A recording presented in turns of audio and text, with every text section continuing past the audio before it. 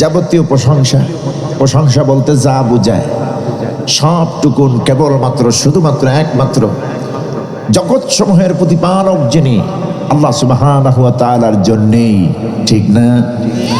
যিনি আমাদেরকে মুসলমান মায়ের গর্ভে সৃষ্টি করেছেন, হেদায়াত দিয়েছেন, ঈমান নামক দৌলত দিয়েছেন।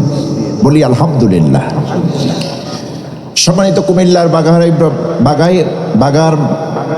বাঘাইরামপুর এরিয়ার ভাইরা, আমি এবছর সহ এই 3 বছর আপনাদের এখানে আল্লাহ আমাকে এনেছেন, আলহামদুলিল্লাহ। কত বছর এসেছিলাম? আরো 2-3 বছর আগে একবার এসেছিলাম। আর এবার আমাদের আক্তার ভাই আমাকে ছাড়তেছেন না, আর আপনারাও মোহব্বত করেন বলেই আল্লাহর ফয়সালা, আলহামদুলিল্লাহ। আজকের এই মাহফিলের যে উপস্থিতি, এ নিয়ে আমি মোটেও ক্ষুণ্ণ নই, আর আপনারাও মন খারাপ করবেন না। মাহফিল আয়োজন অনেক বড়, বিশাল আয়োজন। আমি তো বিশ্বাস করি সওয়াবের দিক থেকে আল্লাহ কম দিবেন না, ঠিক না?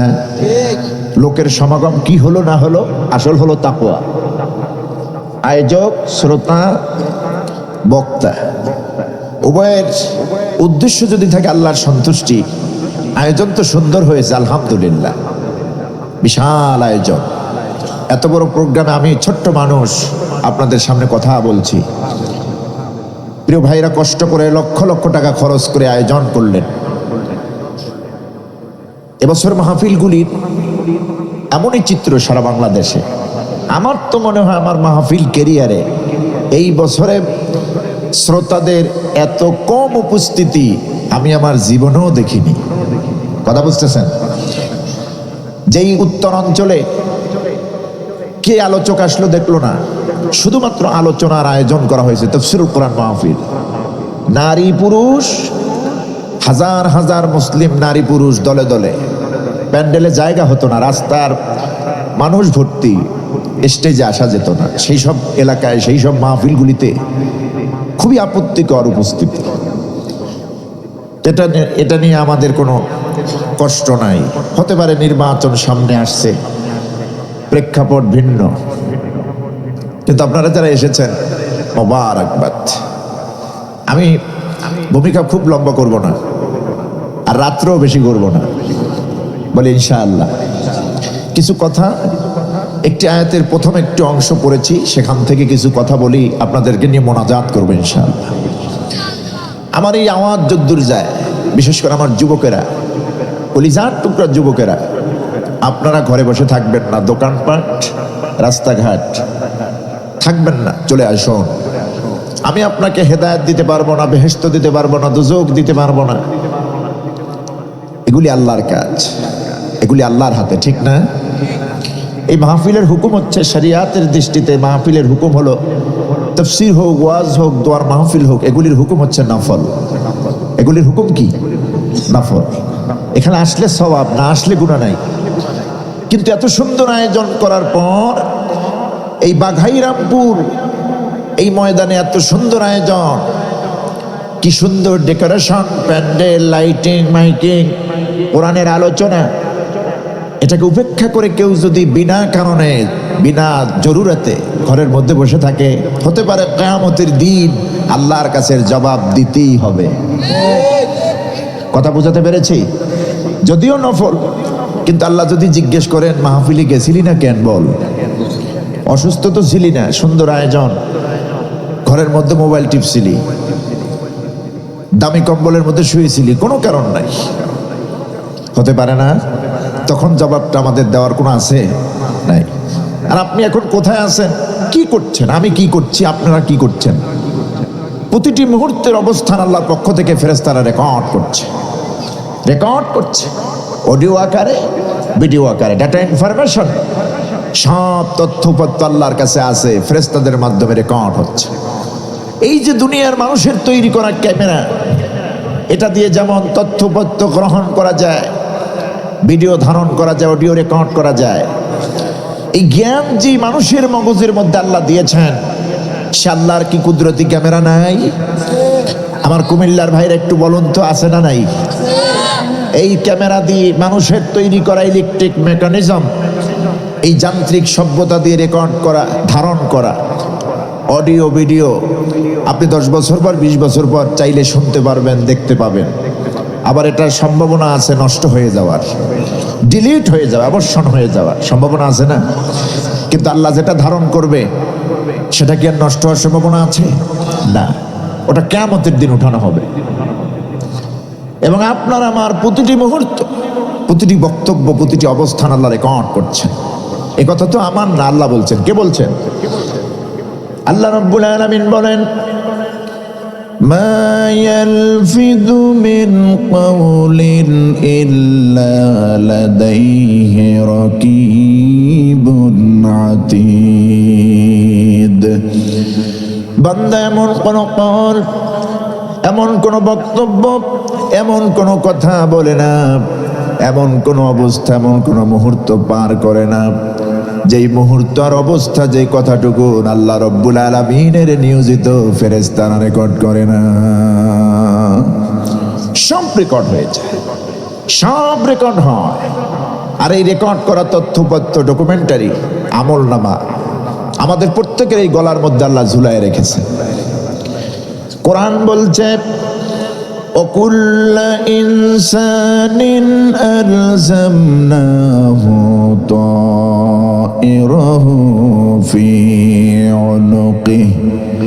আমি আল্লাহ রাব্বুল আলামিন প্রত্যেকটা ইনসানের, প্রতিটি মানুষের গলার মধ্যে তার জীবনের সকল ডকুমেন্টারি, সমস্ত আমল, সমস্ত তথ্যপত্র, যা করতেছে, যা করতেছে না, যা বলতেছে, সমস্ত অবস্থানটুকু, মুহূর্তটুকু, সব কিছু আমি আল্লাহ ওই বান্দার গলার মধ্যে ঝুলায় রেখেছি। প্রত্যেকটা মানুষের গলার মধ্যে। ফি উনুকি, উনুক মানে গলা, উনুক মানে কি? গলা। এই গলার মধ্যে, আপনার আমার গলার মধ্যেই আছে এটা। সুতরাং পার পাওয়ার কোনো সুযোগ নাই। আমি এই জন্য বলবো, ফাআইনা তাযহাবুন, কই যান, কই যান? এদেশের 3 বারের প্রধানমন্ত্রী, সাবেক প্রধানমন্ত্রী, আমাদের সকলের প্রিয় মানুষ বেগম খালেদা জিয়া গত মাসে দুনিয়া থেকে বিদায় হলেন। কত জনপ্রিয় মানুষ, কত পাওয়ারফুল মানুষ পৃথিবীতে থাকতে পারলেন? পেরেছেন? বিশ্বনবী মুহাম্মদ সাল্লাল্লাহু আলাইহি সাল্লাম থাকতে পারেননি, কোন নবী থাকতে পারেন। যেতে তো হবেই ওই কবরে। সুতরাং কবরের সামান, আল্লাহরে ভয় করে একটু এই মাহফিলে আসুন, কোরআন শোনার জন্য আসুন। অল্প সময় হলেও আমরা কোরআন থেকে কিছু মেসেজ গ্রহণ করি। আমিও জানি না, আপনিও জানেন না কোরআনের কোন কথাটুকু আপনার আমার অন্তঃকরণে হেদায়েতের নূর বিস্তার করবে। এটা মাহবুদ মেহেরবান আল্লাহ জানেন, ঠিক না? আসুন, আর ভূমিকা লম্বা করছি না, সরাসরি কোরআন থেকে আলোচনা শুরু করছি। বিতাড়িত মরদুদ, ইবলিসের ওয়াসওয়াসা থেকে পানা আছে, পরম করুণাময় আল্লাহ তাআলার নামে শুরু করছি, যাতে করে আল্লাহ পাক আমাদেরকে সাহায্য করেন, তৌফিক ভিক্ষা দেন এবং শয়তানের ওয়াসওয়াসা থেকে, মরদুদ মালউন ইবলিসের ধোঁকা থেকে আমাদেরকে রক্ষা করেন, বাঁচান।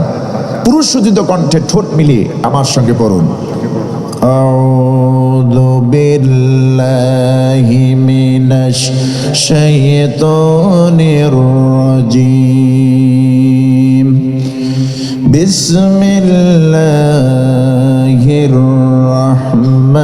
রাহমানির রাহিম, ইয়া আইয়ুহাল্লাযীনা আমানু তুবু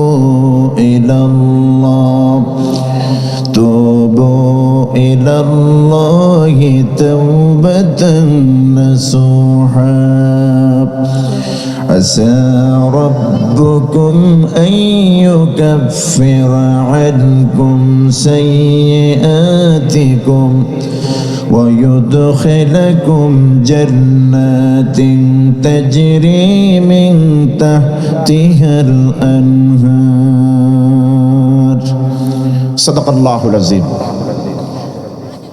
কুমিল্লার ভাইরা, বাঘাইরামপুরের ভাইয়েরা, তিতাসের ভাইয়েরা, আমি আপনাদের খেদমতে মহাবিশ্বের মহাবিশ্বয় কালামে রব্বানি, কেতামে আজিম, কুরআনুল কারীম থেকে সূরাতুত তাহরিমের 8 নম্বর আয়াতের প্রথম অংশ তেলাওয়াত করেছি। আল্লাহ যদি তৌফিক দেন এই আয়াতের অংশ থেকে আমি আপনাদের খেদমতে কিছু আলোচনা করতে চাই ইনশাআল্লাহ বিইذنিল্লাহ। আমা তৌফিক ইল্লা বিল্লাহ আলাইহি তাওয়াক্কালতু ওয়া ইলাইহি উনীব। আমরা পড়ি আমিন। আমার আজকে ভালো লাগতেছে যে আপনাদের এই আখতার ভাই, আপনাদের সন্তান, আমি এতটুকুন সময় এসে যা দেখলাম ওনার পরিশ্রম, আপনাদেরকে নিয়েই সুন্দর আয়োজন করেছেন। আর প্রতি বছর আসি, ওনাকে দেখি না, এবছর ওনাকে পেলাম।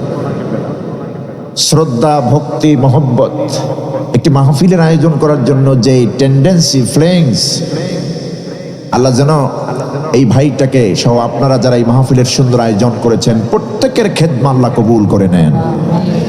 আমি প্রাণ ভরে দোয়া করছি। সূরাতুত তাহরিম আয়াত নম্বর 8। কত নম্বর আয়াত? 8 নম্বর আয়াত। সেখানে শুরুর অংশটুকু তেলাওয়াত করেছি, পুরো আয়াত আমি তেলাওয়াত করিনি। আল্লাহ পাক বলছেন মোমেনদেরকে লক্ষ্য করে। আচ্ছা আপনারা বলুন তো, এখানে আমরা যারা আছি আমরা কি? আমরা সবাই কি মুমিন? সবাই কি মুমিন? মুমিনের একটি মর্যাদা পৃথিবীতে আছে না নাই? আচ্ছা, দুনিয়ায় তো আখেরাতে তো আছেই, দুনিয়ায়ও আছে। এই পৃথিবীতে মানুষের সংখ্যা কিন্তু কম না। বর্তমান রানিং ওয়ার্ল্ডে সারা পৃথিবীতে মানুষের সংখ্যা, জনসংখ্যা প্রায় 800 কোটি। কত কোটি? 800 কোটি। আচ্ছা আপনারা বলুন তো, 800 কোটি মানুষ, এর আগে যারা ছিল, পরে যারা আসবে, আমাদের পরে কিয়ামত পর্যন্ত যারা আসবে, সব মানুষকে আল্লাহ সৃষ্টি করেছেন। উদ্দেশ্য ছিল কয়টা? একটা। উদ্দেশ্য একটা। সে উদ্দেশ্য কি? আল্লাহ রাব্বুল আলামিন বলেন, মা খালাকুতুল জিন্না ওয়াল ইনসা ইল্লা লিয়াবুদুন।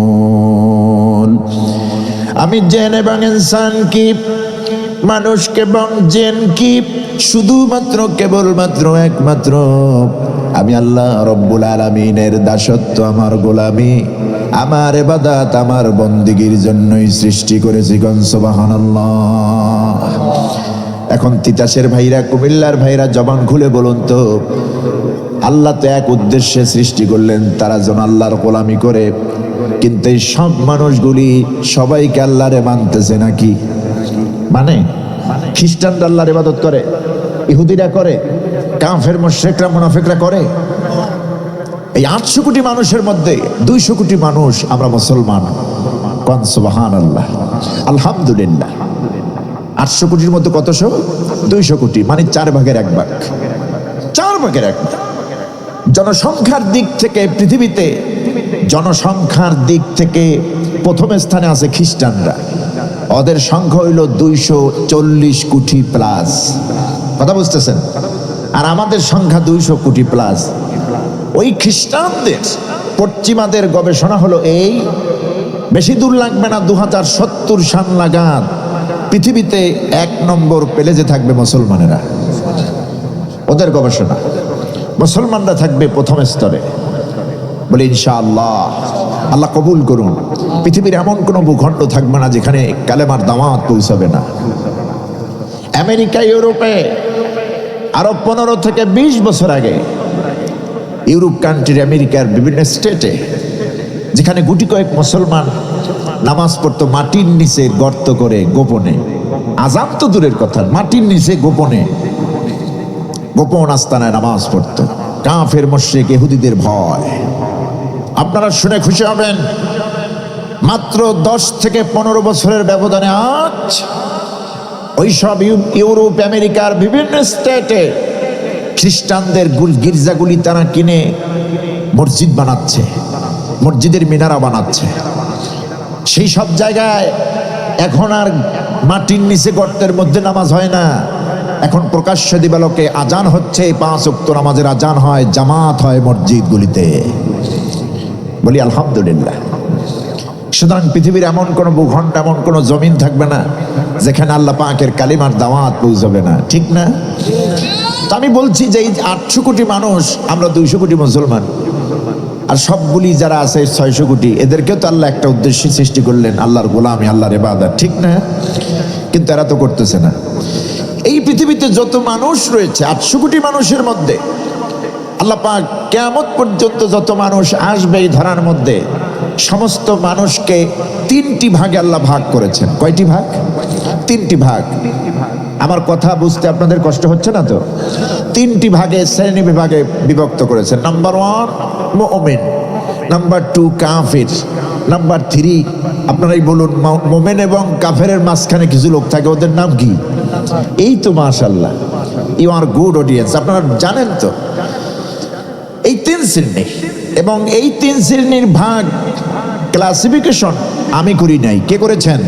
আল্লাহ পাক। আদম থেকে শুরু করে আজ পর্যন্ত, কিয়ামত পর্যন্ত এই ধরার মাঝে যত মানুষ আসবে সব মানুষের মধ্যে এই 3টা শ্রেণীই থাকবে, মুমিন, কাফির, মুনাফিক। এবং এই 3 শ্রেণীর নামে আল্লাহ পাক স্বতন্ত্র সূরা নাজিল করেছেন। মুমিনদের সম্পর্কে আল্লাহ রাব্বুল আলামিন নাজিল করেছেন, قد أفلح المؤمنون الذين هم في صلاتهم خاشعون। আল্লাহ রাব্বুল আলামিন মুমিনদের সম্পর্কে সূরাতুল মুমিনুন 18তম পারায় 118টি বিশিষ্ট আয়াত বিশিষ্ট একটি সূরা নাজিল করলেন মক্কায়।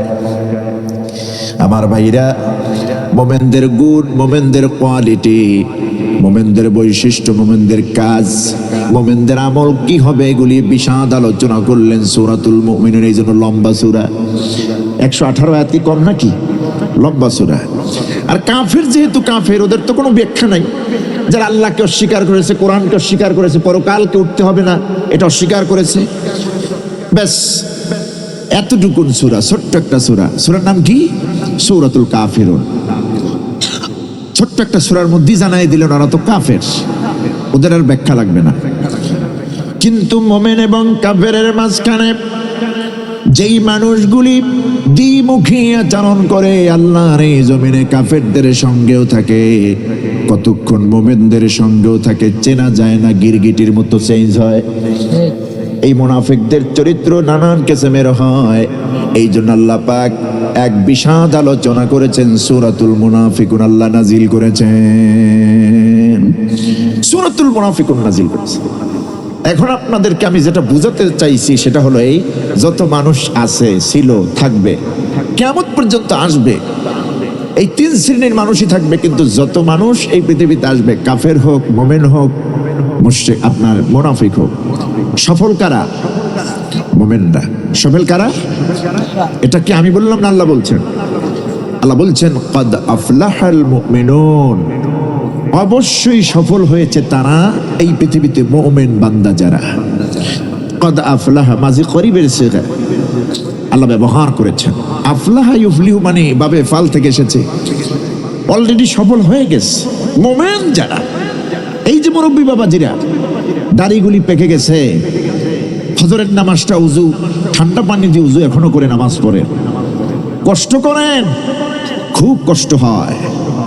দুনিয়ার জীবন তো অল্প জীবন, মাত্র 60-70 বছরের জীবন, এখন তো তাও পায় না, ঠিক না? মুমিনদের তো আসল জায়গা দুনিয়া না। আসল জায়গা কি দুনিয়া? আসল জায়গা কোনটা? আখিরাতের জীবন হলো মুমিনদের আসল জায়গা। আল্লাহ রাব্বুল আলামিন আক্ষেপ করে বলেছেন, বাল তুসিরুনাল হায়াতাদ দুনিয়া ওয়াল আখিরাতু খায়রুন ওয়া আবকা। তোমরা বরং এই দুনিয়ার জীবন কি, পার্থিব দুনিয়া কি প্রাধান্য দাও, অথচ তোমাদের জন্য আখিরাতের জীবন হলো চিরস্থায়ী এবং সর্বোত্তম। জোরে কোন সুবহানাল্লাহ। আমাদের আসল জায়গা কোথায়? আখিরাত, পরকাল, জান্নাত, ঠিক না? সেই কিয়ামতের বিচারের দিনটা যে 50,000 বছর লম্বা হবে, সেই দিনের হিসাবের তুলনায় এই দুনিয়ায় যে আমরা রাজত্ব করি, বড়াই করি, ক্ষমতা দেখাই, মারপিট করি, একজনেরটা আর একজনে দখল করি, এই দুনিয়া সাজানোর জন্য যারা ব্যস্ত থাকি, 60-70-80 বছরের টাইমটা ওই দুনিয়ায় আখিরাতের তুলনায় কতটুকুন জানেন? মাত্র 2 থেকে 2.5 মিনিট। আল্লাহু আল্লাহু আকবার কাবীরা। 50,000 বছরের দিনটা হবে হাসরের দিনটা, মিকদারুহু 50 আলফা সানা, 50,000 বছর। এই 50,000 বছরের দিনের তুলনায়, একটা দিনের তুলনায় দুনিয়ায় 60, 70, 80 বছর আমরা যে বেঁচে থাকি, এটার টাইম কতটুকুন? 2 থেকে 2.5 মিনিট। এই 2 থেকে 2.5 মিনিট মিথ্যা মামলা, কেস খামারি, মিথ্যা সাক্ষী, জবরদখল, ক্ষমতার পাগল, ঠিক না? ওরে আল্লাহ, এই যে ইলেকশন আসছে গতকালকে, দেখছেন একটা মানুষকে, রাজনৈতিক এক দলের এক নেতাকে মেরে ফেলেছে আর এক দলের নেতারা। এই হত্যার রাজনীতি কেন বাংলাদেশ? আপনি গিয়ে দেখেন, রাজনৈতিক বিচার, একজন রাজনৈতিক কর্মী মারা গিয়েছে, ওই বাড়িতে যাই কান লাগান, ওর বউটা কেমনে কাঁদতেছে, ছেলেটা কেমনে কাঁদতেছে, মেয়েটা কেমনে কাঁদতেছে বাবাকে হারাইয়া। আর আমার দেশে তো বিচার নাই। বিচার আসেনি? কোনো বিচার নাই। জুলাই যোদ্ধার প্রথম সারির নেতা শহীদ ওসমান হাদি রাহিমাহুল্লাহ, যিনি মরার আগে, শহীদ হওয়ার আগে নিজে আশঙ্কা করেছেন যে আমার বিচারটা যেন আমি পাই, সেই বিচারটা এখন পর্যন্ত হয় নাই। এই দেশে কি কোনো কিছু সম্ভব? আহা, প্রতিহিংসার রাজনীতি চলছে। আমি কোনো দলের নাম বলি না, সব দলই আপনাদের ভালো হওয়া দরকার, ঠিক না? সব দলকে ভালো হওয়া দরকার। দিন শেষে আপনার হিসাব করতে হবে, নেতা আমার অমুক, জানা যায় ওই নেতা আসবে না। আপনি বললে পরে আপনার বাড়ির লোকগুলি, গ্রামের লোকগুলি, পাশের লোকগুলি আপনাকে জানাজা করবে, দাফন করবে, কবরে নামবে। আপনি কার সঙ্গে দাঙ্গা করেন? কার সঙ্গে? আপনি যুদ্ধ লাগান। ওই নেতার ছেলেরা তো বাড়ির এলাকায় থাকে না, নেতার ছেলেরা বিলাতে থাকে, আমেরিকা থাকে, লন্ডনে থাকে, বিদেশে পড়ালেখা করে, আর আপনার এই দেশে কামলা বানায়। আমরা এগুলি বুঝি না। সম্মানিত ভাইরা, সুতরাং মোমেন তো দুনিয়ার জীবনকে প্রাধান্য দেবে না, মোমেন পরকালের আখিরাতের জীবনকে প্রাধান্য দেবে। আর এরাই হলো সফল। এই ভাষাকার আল্লাহ পাক বলছেন, পৃথিবীতে যত মানুষ আছে, কিয়ামত পর্যন্ত যত আসবে, সব মানুষের মধ্যে মোমেনরাই সফল। কদ আফলাহাল মুমিনুন, অবশ্যই সফল হলো তারা, মোমেন যারা। আমি একটু উদাহরণ দিচ্ছি। দুনিয়ায় স্বাভাবিক দৃষ্টিতে, বাহ্যিক দৃষ্টিতে বোঝা যায় সফলতার মাপকাঠি হলো 3টা। 3টি গুণ থাকলে আমরা বুঝি সফল।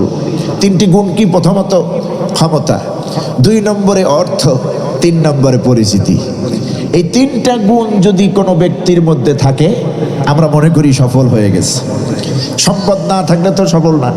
ক্ষমতা থাকতে হবে, পরিচিতি থাকতে হবে। আচ্ছা ধরুন, এই পৃথিবীতে বর্তমান রানিং ওয়ার্ল্ডে সুপার পাওয়ার প্রেসিডেন্ট নাম বলতে পারবেন? হ্যাঁ, এই যে মাশাআল্লাহ ডোনাল্ড ট্রাম্প। সারা পৃথিবী জুড়ে স্বাধীন দেশগুলির মধ্যে ডান হাত ঢুকায় না বাম হাত ঢুকায় আল্লাহই জানে, কলকাঠি নাড়তেছে, ঠিক না? আমাদের দেশের মধ্যেও কিন্তু অলরেডি ঢুকে গেছে। ভাববেন না যে এক দলকে ক্ষমতায় দিয়া ওরা আমাদের ইসলামের পক্ষে খুব কাজ করবে, এটা ভাবার কোনো সুযোগ নাই। ওরা স্বার্থ ছাড়া পৃথিবীর কোথাও একটা দৃষ্টিও দেয় না, ঠিক না? একদল ছিল ভারত, আধিপত্যবাদ বিস্তার করেছে, বাংলাদেশকে ওদের ভিটা মাটি মনে করেছে। এই 17 বছর যা নেওয়ার নিয়ে নিয়েছে, এখনো পায়তারা করছে কিভাবে বাইপাস দিয়ে ঢুকা যায়। আমরা আর চান্স দেব না ইনশাআল্লাহ। চান্স কি দেব? আর চান্স কি কোনো দেশকে দেব? না আমেরিকা, না ভারত, ঠিক কিনা? আমরা আমাদের স্বাধীন সার্বভৌম বাংলাদেশ গড়ব, আমরা নিজেরাই গড়ব ইনশাআল্লাহ। বলে ইনশাআল্লাহ। ধরুন ডোনাল্ড ট্রাম্প বর্তমান রানিং, পৃথিবীর রানিং ওয়ার্ল্ডের সুপারম্যান, সুপার পাওয়ারম্যান। 3টা গুণই তার মধ্যে আছে সফলতার। নাম্বার 1 ক্ষমতা। তার যে ক্ষমতা, পৃথিবীর সেরা ক্ষমতা। এবং তিনি যে কলম দিয়ে সিগনেচার করেন, আপনি জানেন কি একটা কলমের দাম পৃথিবীতে কত? 94 লক্ষ টাকা। একটা কলমের দাম 1 কোটি টাকা বাংলাদেশি মুদ্রায়। একটা কলমের দাম 1 কোটি 20 লক্ষ টাকা। দেখেন না এত বড় কলম, ওর মধ্যে যে কি দিছে আল্লাহই জানে। এত দাম হয় কেমনে? কথা বুঝতেছেন? ওইটা দিয়ে সই করে, আর সই করার ফাইল তো দেখছেন একেবারে এরকম। তো মানুষ যেমন, ক্ষমতাও তেমন, কলমও তেমন। কেমন কলম যে 1,20,00,000 টাকা, কথা বুঝতেছেন, সেই কলম দিয়ে সই করে। আমার বন্ধুগণ, এটা গেল ক্ষমতা। 2 নম্বরে আসেন অর্থ। ডোনাল্ড ট্রাম্প পৃথিবীর ইতিহাসে বর্তমান রানিং ওয়ার্ল্ডে যতজন ব্যক্তি ধনাঢ্যশীল, রিচ ম্যান, এর মধ্যে অন্যতম ডোনাল্ড ট্রাম্প সম্পদের বিবেচনায়। তাহলে গেল কয়টা? 2টা, ক্ষমতা, অর্থ। নাম্বার 3, পরিচিতি। পৃথিবীর সচেতন নাগরিক চেনে না ডোনাল্ড ট্রাম্পকে এমন কোনো ব্যক্তি নাই, আছে কি? তাহলে দুনিয়ায় সফলতা বিচার করা হয় 3টি মাপকাঠির মাধ্যমে: ক্ষমতা, অর্থ এবং পরিচিতি। অর্থ তার এমন অবস্থা যে তিনি যে বাসভবনে থাকেন ডোনাল্ড ট্রাম্প, আমি ওনার হিস্টোরি থেকে জেনেছি পড়াশোনা করে, উনি যেই বাসভবনে থাকেন ওই বাসভবনের দরজা জানলাগুলি স্বর্ণের প্রলেপ দিয়ে বানানো, স্বর্ণের প্রলেপ দিয়ে বানানো দরজা জানলাগুলি, কথা বুঝতেছেন? তাহলে বুঝুন কি পরিমাণ অর্থ আছে। 3টা গুণই তার আছে, কিন্তু আল্লাহর কাছে এক পাল্লায় তারে রাখেন, আর এক পাল্লায় বাংলাদেশের এই বাঘাইরামপুরের একজন হতদরিদ্র ইমানদার মোমেন বান্দাকে রাখেন, যে মোমেন বান্দা রিক্সা চালায়, ঠেলা ঠেলে 50 কেজি সিমেন্টের বস্তা মাথায় কুলি করে, 5 ওয়াক্ত নামাজ পড়ে, হালাল খায়, হারামের কাছেও যায় না, মানুষকে কষ্ট দেয় না, গালিগালাজ করেন, অন্যের হক নষ্ট করে না, সুদের কারবারে নাই, স্ত্রীকে পর্দায় রাখে, সন্তানকে ইসলাম দিন তারবিয়ার শিক্ষা দেয়। এই মোমেন বান্দা ফজর নামাজ পড়েই কাজে বের হয়, এই লোকটাকে আর এক পাল্লায় দেন। আপনারা বলুন তো, আল্লাহর কাছে এই 2 জনের মধ্যে ট্রাম্পের মর্যাদা বেশি না রিকশাওয়ালা মোমেনের মর্যাদা বেশি? কারণ কি? রিকশাওয়ালা মর্যাদার মধ্যে কি আছে? ইমানদারের মধ্যে আছে কি? ইমান। ইমান, কথা বলুন, কি আছে? এমন একটি সম্পদ আল্লাহ রাব্বুল আলামিন রিকশাওয়ালা মোমেন বান্দাকে ইমান নামক সম্পদ দিয়েছেন। এই দুনিয়াতে আল্লাহ রাব্বুল আলামিনের কাছে ওই রকম 100 নয়, 1000 নয়, বিলিয়ন, মিলিয়ন, ট্রিলিয়ন ডোনাল্ড ট্রাম্পকে যদি এক পাশে রাখা হয়, রিকশাওয়ালা মোমেন বান্দার সমতুল্য হবে না। কারণ ওই রিকশাওয়ালা ইমানদারের আছে ইমান নামক সম্পদ, ঠিক কিনা? আমরা এখানে যারা বসছি আমাদের তো এই সম্পদটা আছে না? আমরা ইমান আমাদের আছে, আল্লাহরে বিশ্বাস করি, পরকালে উঠতে হবে স্বীকার করি, বলি আলহামদুলিল্লাহ। আমাদেরকে আল্লাহ পাক এই আয়াতে বলছেন, পৃথিবীর অন্য কোনো মানুষকে না, আমরা মোমেন, যারা মোমেন বান্দাবান্দি, আমাদেরকে আল্লাহ পাক লক্ষ্য করে বললেন, ইয়া আইয়ুহাল্লাযীনা আমানু, ঈমানদার মোমেন বান্দাবান্দিরা, তুবু ইলাল্লাহি তাওবাতান নাসুহা, ও ঈমানদার বান্দাবান্দিরা, মোমেন নারী আর পুরুষেরা, তোমরা তওবা করো, আল্লাহ রাব্বুল আলামিনের কাছে তওবা করো, ক্ষমা চাও, ফিরে আসো, এমন তওবা করো, তাওবাতান নাসুহা।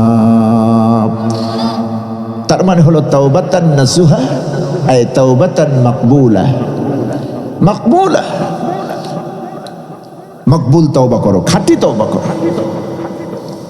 খাঁটি তওবা করতে বলতে চালছে আল্লাহ পাক মোমেন বান্দাবান্দিকে খাঁটি তওবা করতেই হবে।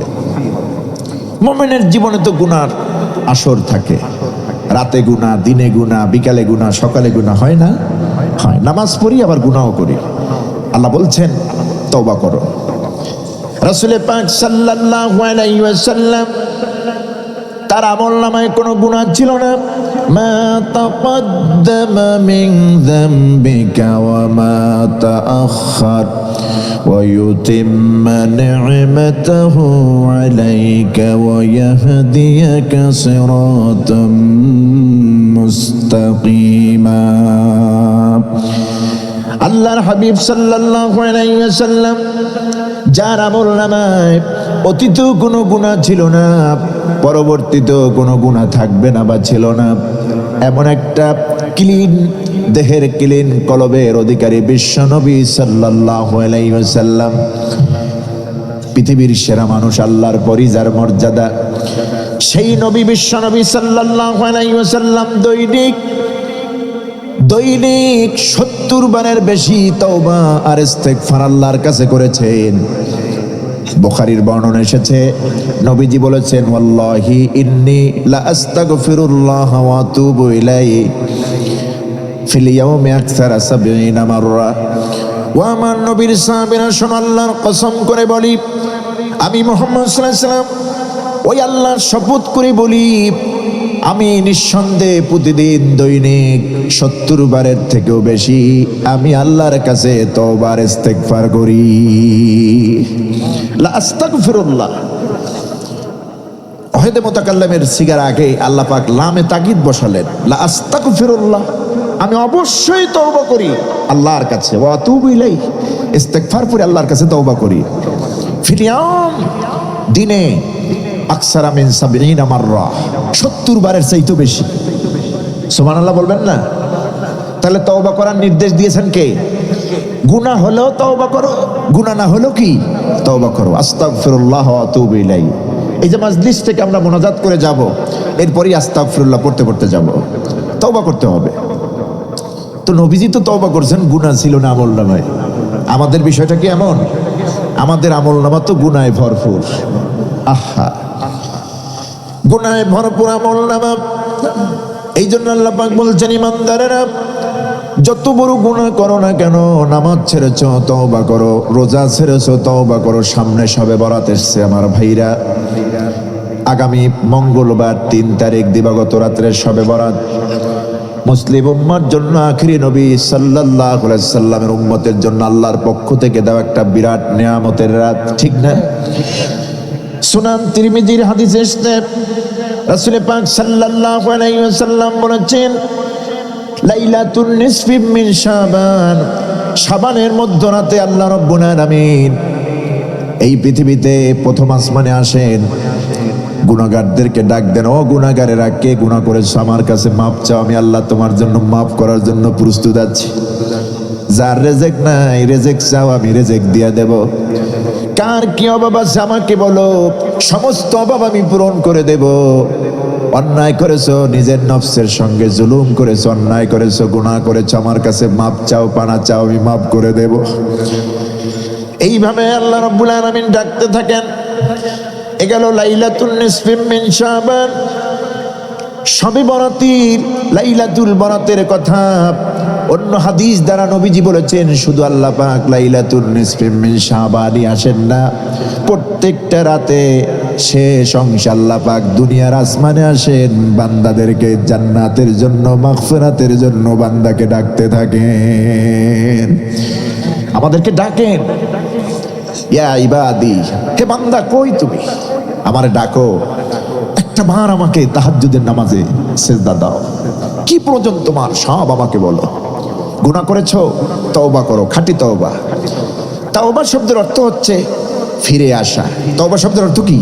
ফিরে আসা। আর তওবা কবুল হওয়ার শর্ত হচ্ছে 3টা। নাম্বার 1, প্রথম হচ্ছে অনুশোচনা, যে অন্যায়টা আমি করে ফেলেছি, জেনা করছি, আরে কেন করলাম, এটা জেনা, এটা কবিরা গুনাহ, আল্লাহর ধিক্কার, ফেরেশতাদের লানাত, সমাজের, এটা কেন করলাম, এই যে অনুশোচনা। 2 নম্বরে ওই জিনিসটা, ওই অপরাধটা ত্যাগ করা। অপরাধ করতেছেন আর তওবা করতেছেন, হবে না। প্রথম হলো অনুশোচনা, আর এটা কেন করলাম। 2 নম্বরে ওই গুনাহটা ত্যাগ করা। 3 নম্বরে ওই গুনাহ পরিত্যাগ করা। 3 নম্বর আল্লাহর কাছে ওয়াদা দেওয়া, আল্লাহর কাছে ওয়াদা দেওয়া, কমিটমেন্ট হওয়া, এই গুনাহ আমি আর করব না। তাহলে অনুশোচনা, ত্যাগ করা, ওয়াদা দেওয়া, এই 3টা প্রতিশ্রুতি ছাড়া, শর্ত ছাড়া আল্লাহ তওবা কবুল করেন না। সমস্ত নবীর আল্লাহর কাছে তওবা করেছেন। আমাদের প্রথম পিতা, আমাদের আবুল বাশার, যিনি আমাদের আদি পিতা, আমাদের বাপ যিনি, আমাদের প্রথম বাপকে আদম আলাইহিস সালাম, আবুল বাশার। আবু মানি পিতা, বাশার মানি মানুষ, মানুষ জাতির পিতা। হিন্দু, বৌদ্ধ, খ্রিস্টান, গ্রিক, ইহুদি, খ্রিস্টান যা আছে, মুসলমান, সবার পিতা আবুল বাশার। তিনি তার স্ত্রী আমাদের মা হাওয়া আলাইহিস সালাম থেকে শুরু করে 2 জনই দুনিয়া আসার পরই তওবা করছেন আল্লাহর কাছে। 1 বার 2 বার, শত শতবার তারা পড়েছেন, রব্বানা যালামনা أنفسنا وإن لم تغفر لنا وترحمنا لنكونن من الخاسرين পড়ুন সবাই আমার সঙ্গে ربنا ظلمنا أنفسنا وإن لم تغفر لنا وترحمنا لنكونن من الخاسرين এর অর্থ কি জানেন রব্বানা যালামনা আনফুসানা আয় আমাদের রব আমরা নিঃসন্দেহে আমাদের নফসের উপরে জুলুম করেছি তোমার হুকুমের অমান্য ভুলক্রমে হোক যাই যেভাবে হোক হয়ে গেছে শয়তানের প্ররোচনায় পড়ে আমরা অপরাধ করে ফেলেছি আল্লাহ ওয়া ইল্লাম তাগফির লানা তুমি যদি আমাদেরকে ক্ষমা না করো ওয়া তারহামনা আমাদের প্রতি যদি রহম না করো ক্ষমা করলেই হবে না রহমতের দৃষ্টি আমাদের দিকে দিতে হবে লানাকুনান্না মিনাল খাসিরিন যদি ক্ষমা না করো রহমতের দৃষ্টি আমাদের দিকে না দাও নিঃসন্দেহে আমরা ক্ষতিগ্রস্তদের অন্তর্ভুক্ত হয়ে যাব নাউযুবিল্লাহ আমাদের আদি পিতা আদি মা দুইজনই ক্ষমা চাইলেন আর আমাদের ক্ষমা চাইতে কি লজ্জা শরম হয় নাকি সব নবীরা ক্ষমা চেয়েছেন সব নবীর আল্লাহর কাছে চেয়েছেন নবীজির এমন কোনো সালাত নাই এমন কোন অনুষ্ঠান ছিল না যেই অনুষ্ঠানে নবীজি এই দোয়া পড়েন নাই প্রত্যেক নামাজের পরে প্রত্যেক দোয়ার অনুষ্ঠানে প্রত্যেকটা মাজলিসে নবীজি এই দোয়া পড়তেন রব্বানা আতিনা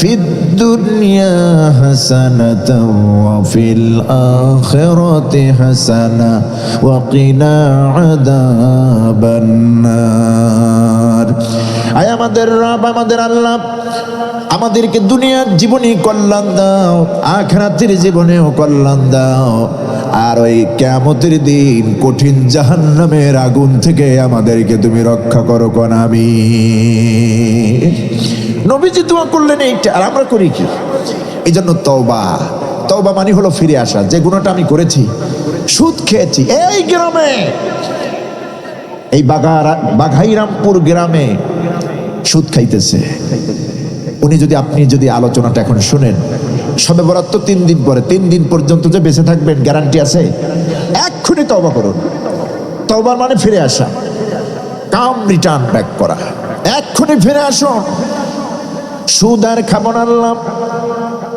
ওই বাঘাইরামপুর মাহফিলে আমি যাই নাই কিন্তু ঘরে বসে শুনেছি তওবা মানে হলো ফিরে আসা আয় আল্লাহ তাআলা সুদকে তুমি হারাম করে দিয়েছো আজীবন আমি সুদ খেয়েছি সংসার চালাইছি ছেলে মেয়ে লালন পালন করতেছি ভরণ পোষণ দিতেছি সুদের টাকা দিয়া সুদের সর্বনিম্ন গুনাহ হলো নিজের মাকে নিকাহ করা নাউযুবিল্লাহি মিন যালিক এত বড় জঘন্য গুনাহ আমি করেছি এই মুহূর্তে তওবা করলাম আমি আর এই সুদের লেনদেন করব না এই যে তওবাটা করলেন এক্ষুনি এই মুহূর্তে সাডেনলি এক্ষুনি যে তওবা করলেন এটার নাম তওবা ফিরে আসা আল্লাহ পাক বলছেন যত গুনাহ বান্দা করো 30 বছর 40 বছর সুদের লেনদেন করেছো পিছনের আমল নামা একটা পৃষ্ঠাও আমি আল্লাহ দেখব না যখন খাঁটি তওবা করেছো অতীতের সব গুনাহ আমি আল্লাহ তোর মাফ করে দিলাম এজন্য আল্লাহ বলছেন তওবাটা করতে হবে খাস তওবা তাওবাতান নাসুহা আয় তাওবাতান মাকবুলা খাঁটি তওবা করার মতো তওবা করতে হবে ফিরে আসতে হবে কেমনে তওবা কবুল হয় দেখুন আল্লাহ পাক বলছেন তওবা যদি করো শুধু মাফ করব না আসা রাব্বুকুম আইয়ুকাফির আনকুম সাইয়্যাতিকুম ওয়া ইউদখিলাকুম জান্নাতিন তাজরি মিন তাহতিহাল আনহার তোমরা যদি খাঁটি তওবা করো তওবাতান নাসুহা খাঁটি তওবা যদি তোমরা আল্লাহর কাছে করতে পারো গুনাহ থেকে মাপ চাইতে পারো ফিরে আসতে পারো ওই আল্লাহ পাক তোমাদের তওবা এমন ভাবে কবুল করবেন আসা রব্বুকুম আইয়ুকাফিরা আনকুম সাইয়্যাতিকুম তিনি তোমাদের শুধু তওবাটা কবুলই করবেন না, তোমাদের জীবনের সব গুনাহগুলি আল্লাহ পরিবর্তন করে দিবেন, সমস্ত গুনাহগুলি আল্লাহ মার্জনা করে দিবেন। আর ওয়ায়ুদখিলাকুম জান্নাতিন তাজরি মিন তাহতিহাল আনহার, গুনাহ মাফ হয়ে গেল, এখন আল্লাহর দায়িত্ব হলো তোমাদেরকে জান্নাতে ঢুকাইয়া দেওয়া। একদিকে গুনাহ মাফ করবেন, আর একদিকে ওই আল্লাহ পাক নিজেই তোমাদেরকে জান্নাতে ঢুকাইয়া দিবেন। আদখালা ইউদখিলু মানে হলো বাবে ফাল থেকে, আপনি জান্নাতে ঢুকবেন না, আপনাকে জান্নাতে ঢুকাইয়া দিবেন। কে ঢুকাইয়া দিবেন? আল্লাহ পাক। আল্লাহ পাক নিজ দায়িত্বে ক্ষমা করবেন, রহম করবেন, গুনাহগুলি মার্জনা করে দিবেন। আর দয়া করে আপনাকে আল্লাহ রব্বুল আলামিন এত পছন্দ করবেন যে আল্লাহ আপনাকে জান্নাতে প্রবেশ করায় দিবেন। জান্নাতিন তাজরি মিন তাহতিহাল আনহার, আল্লাহ পাক বলছেন এমন জান্নাত দেব রে বান্দা, যেই জান্নাতের তলদেশে নহরমালা প্রবাহমান। কোন সুবহানাল্লাহ। আমরা প্রত্যেক দিন তওবা করব তো? আমরা তো গুনাহ করি, সব গুনাহই আমরা করি, চোখের গুনাহ, জেনার গুনাহ, চিন্তা ভাবনার গুনাহ, ঠিক না? কথাবার্তার গুনাহ, কত প্রকারের গুনাহ। খাঁটি তওবা আমরা করব। তওবা কেমনে করতে হয়, কেমনে কবুল হয়, রাসূলুল্লাহর সাহাবীরা সেটা শিখিয়ে গিয়েছে। হযরত আলী রাদিয়াল্লাহু তাআলা আনহু থেকে একটি বর্ণনা, এক সাহাবীর একটু ছোট্ট একটু ঘটনা বলি, আমি আলোচনার শেষের দিকে টানবো। কেমনে তওবা করতে হয় আল্লাহর কাছে, আর কেমনে মাপ পায়, তওবার গ্রহণযোগ্যতা কেমন, মর্যাদা কেমন। মদিনায় যখন আনসারী সাহাবীরা গেলেন, মুহাজির সাহাবীরা মক্কা থেকে, নবীর সঙ্গে যারা মক্কা থেকে মদিনায় গেলেন ওনাদেরকে বলা হয় মুহাজির। ওনাদেরকে কি বলা হয়? মুহাজির, মানে হিজরতকারী, ইসমে ফাইলের সিগা। যিনি হিজরত করলেন তাকে বলা হয় কি? মুহাজির। মক্কা ছেড়ে যারা মদিনায় গেলেন, মুহাজির সাহাবীদেরকে যারা আশ্রয় দিলেন, বাড়িতে, বাসা বাড়িতে জায়গা দিলেন, ব্যবসা বাণিজ্যে অংশ দিলেন, এক কথায় সব দিক থেকে তাদেরকে সুযোগ দিলেন, আশ্রয় দিলেন, ওনাদেরকে বলা হয় আনসার। কি বলা হয়? আনসার, মানে অধিক সাহায্যকারী। আমার বন্ধুগণ, মদিনার আনসারী সাহাবীরা মুহাজিরদেরকে আশ্রয় দিলেন। রাসূল পাক সাল্লাল্লাহু আলাইহি সাল্লাম মদিনায় লাম্মা আখান নবী সাল্লাল্লাহু আলাইহি ওয়াসাল্লাম বাইনাল আনসার ওয়াল মুহাজিরিন, হাদিসের ভাষায় এসেছে আনসার এবং মুহাজিরদের মধ্যে রাসূল যখন ভ্রাতৃত্বের বন্ধন তৈরি করলেন, একজন আনসার একজন মুহাজির, মক্কা থেকে যিনি মদিনায় গিয়েছেন, মদিনার একজন আনসার, ওইখানে বাসা বাড়ি ভিটা বাড়ি যা আছে, ওনার সঙ্গে হিজরতকারী একজন মুহাজিরের সঙ্গে ভ্রাতৃত্বের বন্ধন তৈরি করলেন। এই ভ্রাতৃত্ব রাসূল যে তৈরি করলেন, মায়ের পেটের ভাই যে, তার থেকেও খুব শক্তিশালী ভ্রাতৃত্বের বন্ধন রাসূলুল্লাহ তৈরি করলেন মদিনা আল মুনাওয়ারায়। আমার বন্ধুগণ, সেই ভাগে ভ্রাতৃত্বের বন্ধনে আবদ্ধ হওয়ার এক পর্যায়ে, স্টেপে, এক ধাপে একজন সাহাবী আর একজন সাহাবীর সঙ্গে, মক্কা থেকে যিনি হিজরত করেছেন হযরতে সাঈদ ইবনে আব্দুর রহমান, একজন মুহাজির সাহাবী, তার স্ত্রী নিয়ে হিজরত করেছেন মক্কা থেকে মদিনায়। মদিনার একজন আনসারী সাহাবী, নাম তার সাআলাবা রাদিয়াল্লাহু তাআলা আনহু, তার সঙ্গে ওই সাঈদ ইবনে আব্দুর রহমানের দুইজনের মধ্যে ভ্রাতৃত্বের বন্ধন তৈরি করে দিলেন। নবীর কাজই তো মক্কার একজন মদিনার একজন, এরকম দুইজনের মধ্যে ভ্রাতৃত্ব তৈরি করে দেওয়া। তো বাটে বলল আনসারী সাহাবী সাআলাবা রাদিয়াল্লাহু তাআলা আনহু, আর এদিকে হযরত সাঈদ ইবনে আব্দুর রহমান, এই দুইজন সাহাবীকে রাসূলুল্লাহ ভ্রাতৃত্বের বন্ধন তৈরি করে দিলেন। ঠিক ওই সময় মদিনা থেকে 7 থেকে 800 কিলো দূরে তাবুকের যুদ্ধের দামামা বেজে উঠল। রাসূলুল্লাহ ওই মুহূর্তে চলে গেলেন তাবুকে, প্রায় 30,000 সাহাবী নিয়ে, সৈন্য নিয়ে। কোন সুবহানাল্লাহ। রোমদের বিরুদ্ধে যুদ্ধ হবে। রোমের সম্রাট, রোম প্রধান প্রায় 3.5 লক্ষ বাহিনী নিয়ে রোমে আসতেছিল। যখন 30,000 সাহাবী রাসূলুল্লাহ দেখেছেন, সংখ্যায় কম হইলেও কি হবে, ইমানি জোশ ছিল বেশি, দেখেই তারা পালায়ে গেছে, যুদ্ধ আর করা লাগে না। তো নবীজিকে ওখানে যাওয়া লাগছে হুজুরের সঙ্গে। ওই আব্দুর রহমান, সাঈদ ইবনে আব্দুর রহমান হুজুরের সঙ্গে গেলেন তাবুকে। তার স্ত্রীকে তো নিয়েই মক্কায় হিজরত করছিল, তো স্ত্রীকে রেখে গেলেন তার দিনী ভাই সাআলাবার কাছে, তার ঘরের মধ্যে। ভাগ্যক্রমে অবস্থাটা এমন যে ওই ঘরে সালাবার স্ত্রীও ছিল না, দুনিয়া থেকে সে বিদায় হয়েছে, ইন্তেকাল করেছে। আছে ছোট্ট একটা মেয়ে ঘরে, আনসারী সাহাবীর ঘরে একটা ছোট্ট মেয়ে, তার বউ নাই, স্ত্রী নাই। অথচ মুহাজির সাহাবীর স্ত্রী ওই ঘরের মধ্যে রেখে গেলেন আমানত হিসেবে। আমার বন্ধুগণ, হযরতে সাহাবা রাদিয়াল্লাহু তাআলা আনহুর স্ত্রী ছিলেন পরমা সুন্দরী এক নারী। শয়তান তো ওয়াসওয়াসা দিতে ছাড়ে না। মুহাজির সাহাবী নবীর সঙ্গে যুদ্ধে গেলেন, ইতিমধ্যে শয়তানের প্ররোচনা শুরু হয়ে গেল। সাহাবাকে বলা হলো, পর্দার ঘরের ভিতরে পর্দাটা উঠায় দেখো তোমার ঘরে কি পরমা সুন্দরী এক নারী। হযরত সাহাবা আমার বন্ধুগণ পর্দাটা উঠালেন, শয়তানের প্ররোচনায় পড়লেন। খালি ঘর, তার দিনই ভাই মুহাজির সাঈদ ইবনে আব্দুর রহমান, তিনি তো নাই, শুধু স্ত্রীকে রেখে গেছেন তার ঘরের মধ্যে। ছোট্ট একটা বাচ্চা মেয়ে তার, আর ওই ভাইয়ের স্ত্রী আব্দুর রহমান ইবনে আওফের স্ত্রী।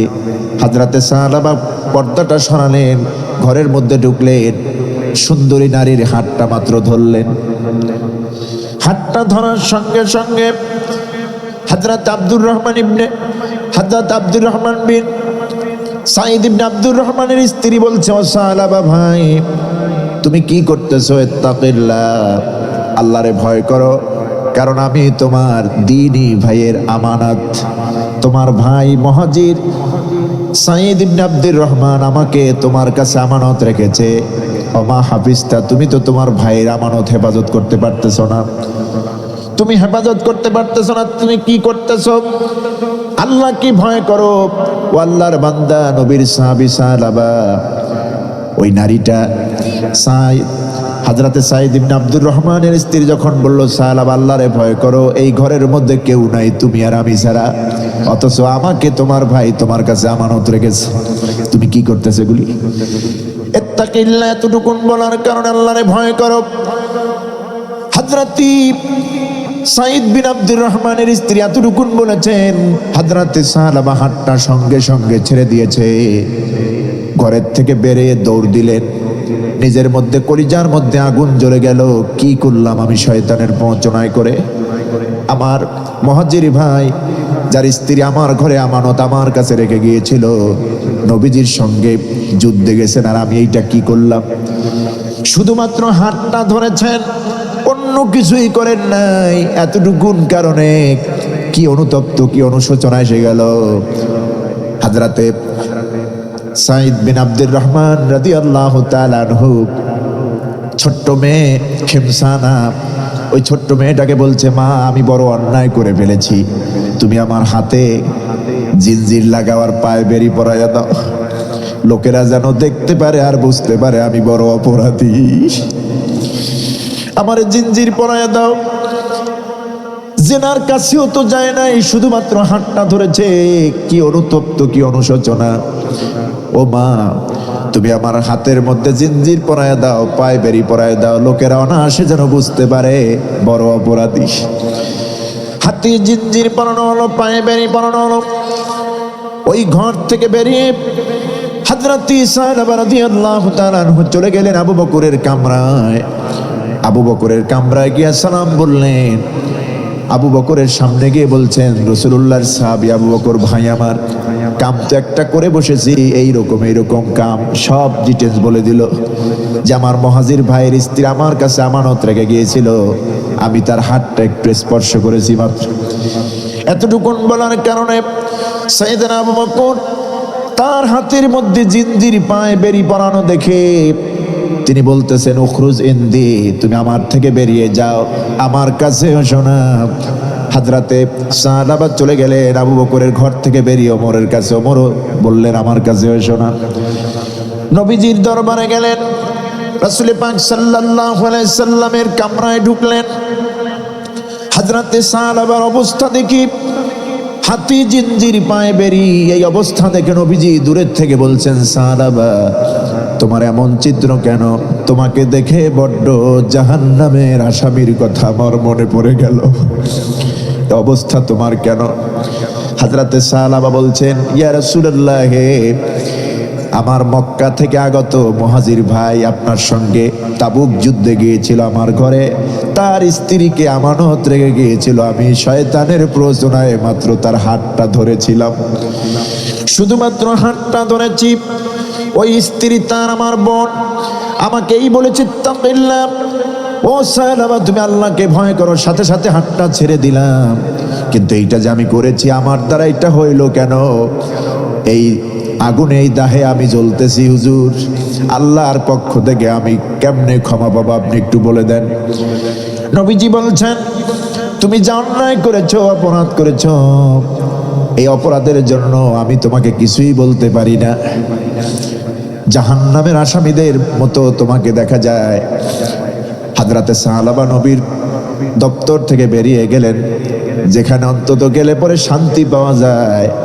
আল্লাহ রসুল পৃথিবীর সেরা মানুষ, নবীর দপ্তরে যাইয়াও যদি কোনো লোক ফিরে আসে তার তো আর কোনো ভরসা থাকে না। হযরতে সাহাবা নবীর দপ্তর থেকে বেরিয়ে গেলেন, জঙ্গলে গিয়া পাহাড়ের উপত্যকায় গিয়া কান্না শুরু করে দিলেন, খুব কাঁদতেছেন। হযরতে সাহাবা দোয়া করলেন, ইলাহি আনতা আনতা ওয়া আনা আনা, আয় আমার রব, আমার প্রভু, তুমি তুমি আর আমি তো আমি, তুমি আমার মনিব, আমি তোমার বান্দা, তুমি আমার আল্লাহ, আমি তোমার গোলাম। অন্যায় তো করে বসেছি, পাপ করেছি, শয়তানের প্ররোচনায় করে বসেছি। কাঁদতেছেন।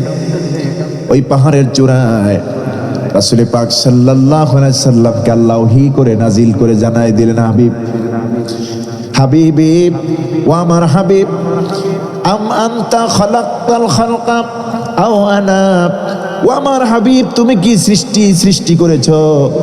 সৃষ্টিরাজি বান্দাকে তুমি কি সৃষ্টি করেছো না আমি সৃষ্টি করেছি?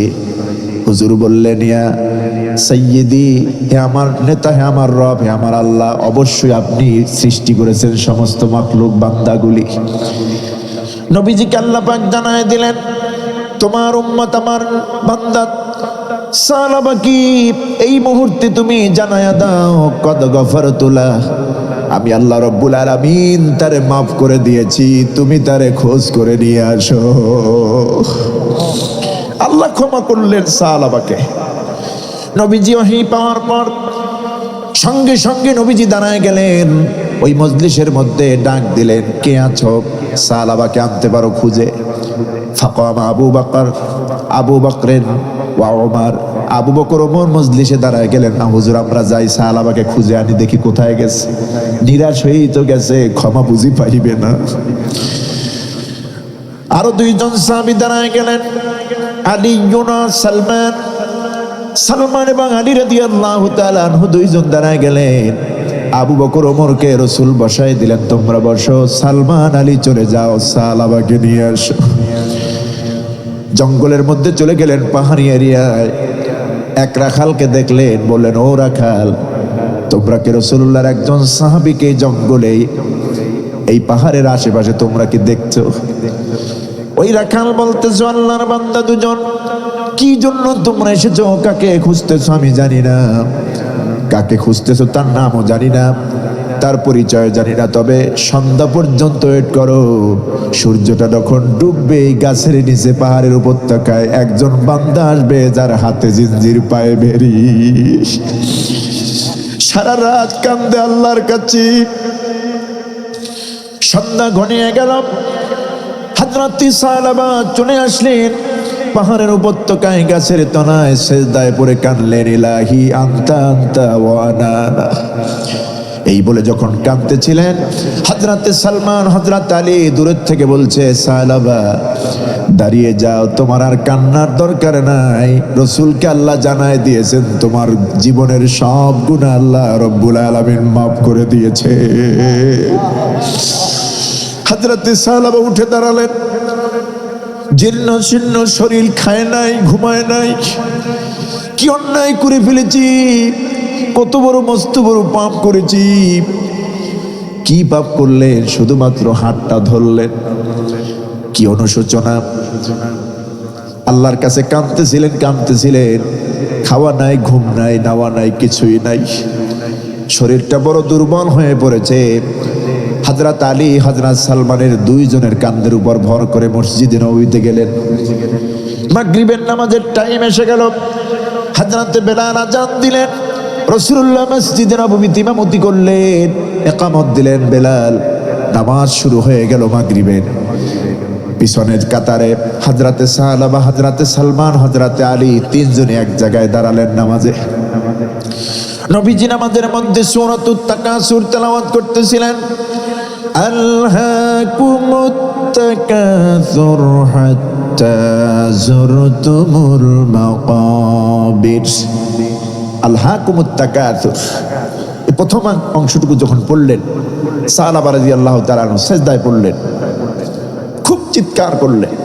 হাত্তা যুরতুমুল মাকাবির, যতক্ষণই বলল, যখনই বললেন মুহূর্তের মধ্যে সিজদায় লুটে পড়ে গেলেন।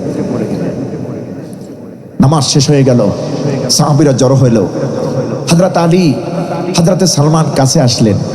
নবীজি খবর পেলেন সালমান এসেছে, আপনার সাহাবা এসেছে। নবীজি বললেন, ও আলী, সালমান, সাহাবার মুখের মধ্যে পানি দাও, পানি ছিটাইয়া দাও।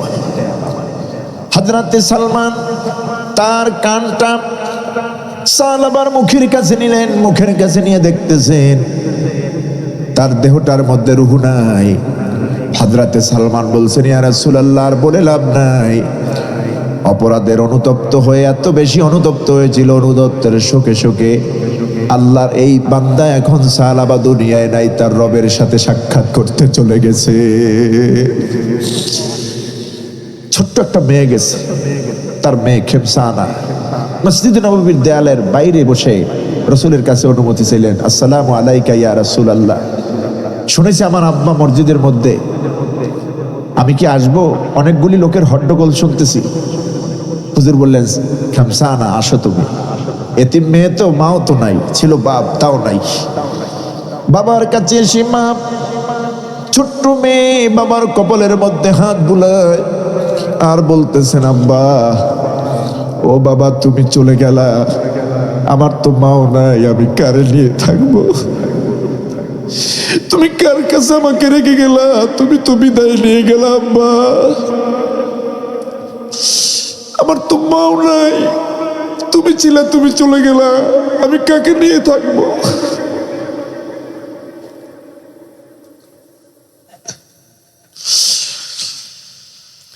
হুজুর সাল্লাল্লাহু আলাইহি ওয়াসাল্লাম বললেন, খেমসানা, কেঁদো না, তোমার বাবা জান্নাতে ঘুমাবে। আমি যদি তোমার বাবার দায়িত্ব নেই, আয়েশা যদি তোমার মা হয়ে যায়, ফাতেমা যদি তোমার বোন হয়, আফসোস থাকবে? আমার খুশির ব্যাপার, আমার সৌভাগ্য, রাসূল যদি আমার পিতার মর্যাদায় থাকেন, পিতার আসনে থাকেন, দায়িত্বে, হযরত আয়েশা যদি আমার মা হন, ফাতেমা আমার বোন হন, আমার আর কোনো চাহিদা নাই। হযরত বিশ্বনবী সাল্লাল্লাহু আলাইহি সাল্লাম সাহাবীদেরকে অর্ডার করলেন, আমার সাহাবীরা, সাহাবাকে গোসল করাও, আমি নিজে রাসূলুল্লাহ, আমি নিজেই জানাজা পড়াবো। গোসল আয়োজন হলো, জানাজা প্রস্তুত করা হলো, দাফন করা হবে। হযরত বিশ্বনবী সাল্লাল্লাহু আলাইহি ওয়াসাল্লাম পায়ের বৃদ্ধাঙ্গুলের উপরে ভর করে হাঁটতেছেন, জানাজায় যাচ্ছেন। কতক সাহাবী পিছন দিকে থেকে দেখতে পেলেন নবীজি এক আঙ্গুল, দুই আঙ্গুলের উপরে, বৃদ্ধাঙ্গুলের উপর ভর ভর করে তারপরে হাঁটতেছে। সাহাবীরা জিজ্ঞেস করলেন, ইয়া রাসূলুল্লাহ, আপনাকে তো এইরকম কোনোদিন আমরা হাঁটতে দেখি নাই, বৃদ্ধাঙ্গুলির উপরে ভর করে হাঁটতেছেন, তার মানে কি? বিশ্বনবী বলছেন, ও আমার নবী, ও আমার সাহাবীরা, আমার এই সাহাবার মর্যাদা আল্লাহর কাছে এত বেশি ভাবে কবুল হয়েছে, আর জানা যায় এত ফেরেশতা, আসমান থেকে রহমতের ফেরেশতা আল্লাহ নামায়া দিয়েছেন। এই জমিনে এতটুকুন জায়গা ফাঁক নাই যেখান থেকে আমি পুরো পা দিয়া হেঁটে যাব। এটার নাম তওবা। এটার নাম কি? তওবা। খাঁটি তওবা করতে হবে। পারবো তো ইনশাআল্লাহ? নবীজি বলেছেন, আত্তাইবু মিনাদ যামবি কামান লা যামবা লাহু। তওবাকারী, খাঁটি তওবাকারী, গুনাহ থেকে খাঁটি তওবাকারী ওই ব্যক্তির ন্যায় যার কোনো গুনাহ তার আমলনামায় নাই, নিষ্পাপ মুক্ত মাসুম ব্যক্তির মতো। আমরা ঘরে বাইরে সমাজে জানা অজানা কত অপরাধ করি, কত পাপ করি। আসুন আমরা তওবার নিয়াত করি, পারবো না ইনশাআল্লাহ? আল্লাহ আমাদেরকে মাফ করে দেন। লাইলাতুল বরাতে আমরা যেন আল্লাহকে খুশি করে বন্দেগী করতে পারি, সারা বছর জন্য ইবাদত করতে পারি, আল্লাহর হুকুম মেনে চলতে পারি। আল্লাহ কবুল করুন, আমরা বলি আমিন। আস্তাগফিরুল্লাহ রাব্বি মিন কুল্লি যামবি ওয়া আতুবু ইলাইহি।